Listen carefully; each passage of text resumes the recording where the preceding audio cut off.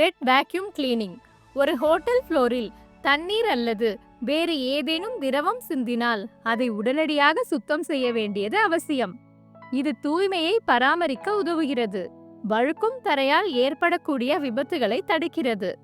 வெட் vacuum cleaning இயந்திரம் திரவத்தை உறிஞ்சி தரையையும் சுத்தம் செய்கிறது. இந்த செயல்முறை வெட் வேக்யூம் கிளீனிங் என்று அழைக்கப்படுகிறது. வெட் வேக்யூம் கிளீனிங்கிற்கு தேவையான பொருட்கள்: வெட் வேக்யூம் கிளீனர். வெட் வேக்யூம் கிளீனிங் செய்யும் போது இந்த விஷயங்களை நினைவில் கொள்ளுங்கள்.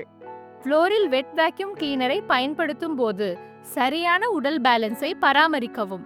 வெட் வேக்யூம் கிளீனரை பயன்படுத்துவதற்கு முன் அதை பயன்படுத்துவதற்கான சரியான முறையை நீங்கள் அறிந்து கொள்ள வேண்டும். இயந்திரத்தில் ஏதேனும் கம்பிகள் அறுந்து அல்லது சேதமடைந்துள்ளனவா என நீங்கள் சரிபார்க்க வேண்டும்.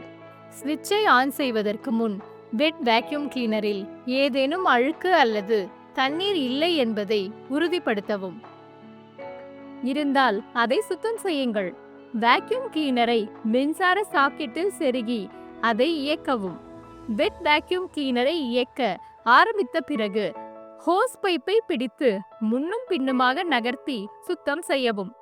எப்போதும் வேக்யூம் கிளீனரின் முனைப்பகுதி ஃப்ளோரை தொட்டு இருக்கும்படி அதை இயக்கவும்.